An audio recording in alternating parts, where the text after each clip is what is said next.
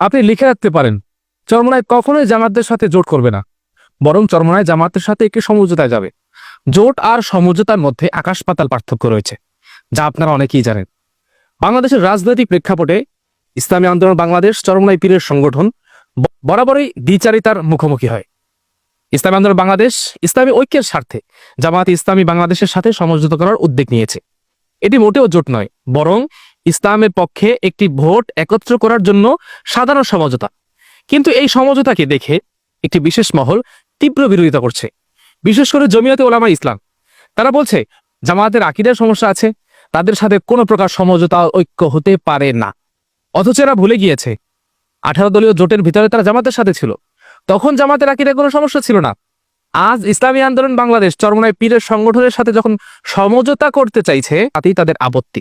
কথায় আছে না, কত দোষ নন্দ ঘোষ, ঠিক তেমনই অবস্থা হয়েছে চরমোনাইয়ের সাথে, আর কিছুই নয়।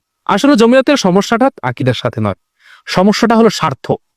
কারণ জমিয়ত মনে করে যদি তারা ইসলামী আন্দোলন ও জামাতের সাথে সমঝোতায় আসে, তখন তাদের নিজস্ব আসনগুলো অনিশ্চিত হয়ে যেতে পারে। এজন্য তারা ইসলামী ঐক্যের পথে বাধা হয়ে দাঁড়াচ্ছে। অপরদিকে তারা বিএনপির সাথে জোটে আগ্রহী।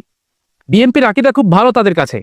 বিএনপির ছায়াতলে গেলে তারা মনে করে তাদের নিশ্চিত আসন থাকবে, অর্থাৎ জুটা খাওয়াই তাদের মূল লক্ষ্য, মূল উদ্দেশ্য।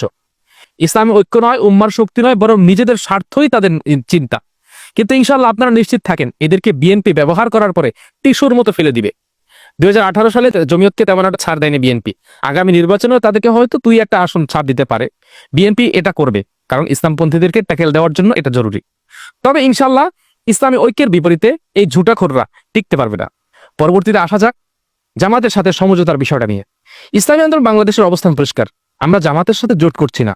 আমরা ইসলামী আন্দোলন কেবল ইসলামের পক্ষে একটি সমঝোতা করছে, যাতে ইসলামপন্থীদের ভোটগুলো ছত্রভঙ্গ হয়ে না যায়, একটি বাক্সের মধ্যে আসে। এই সমঝোতার উদ্দেশ্য একটাই, ইসলামের শক্তিকে রাজনীতির ময়দানে কার্যকর করা, ইসলাম বিরোধী শক্তির মোকাবেলা করা। তাই যারা এই ঐক্যকে নষ্ট করার জন্য মিথ্যা অজুহাত দাঁড় করাচ্ছে, তারা আসলে ইসলামের ক্ষতিই করছে। ইসলামী আন্দোলন বাংলাদেশ দৃঢ়ভাবে বলছে, আমরা ব্যক্তি স্বার্থ নয়, ইসলামের স্বার্থে সমঝোতা করছি। আর আমরা আল্লাহর দ্বীনকে প্রতিষ্ঠা করার জন্যই আমাদের এই কার্যক্রম, আমাদের মূল লক্ষ্য। অতএব এই সমঝোতার ক্ষেত্রে যতই মুনাফিকরা আসুক না কেন, যত বড় ঝুটাখোররাই বিপরীতে দাঁড়াক না কেন, ইনশাল্লাহ জনগণ তাদেরকে চিনে ফেলেছে। তারা যে কি পরিমাণ মুনাফিকি করতে পারে জাতির সাথে, তা জাতি আগেও দেখেছে, ভবিষ্যতেও দেখবে ইনশাল্লাহ। তবে এই ঝুটাখোররা, এই মুনাফিকরা ইসলামী শক্তির বিপরীতে দাঁড়াতে পারবে না। ইনশাল্লাহ দেখবেন তারা আগামী নির্বাচনে বিএনপির সাথে মারাত্মক লেভেলের অপদস্থ, অপমানিত হবে। ইনশাল্লাহ আমরা ইসলামের ঐক্যের জন্য যারা কাজ করে যাচ্ছি, আমরা আমাদের পথে আমরা আমাদের চিন্তাগতভাবে অটল থাকি। ইনশাল্লাহ আল্লাহ তাআলা আমাদেরকে বিফল করবেন না। এবার আজকের মতো এখানেই বিদায় নিচ্ছি।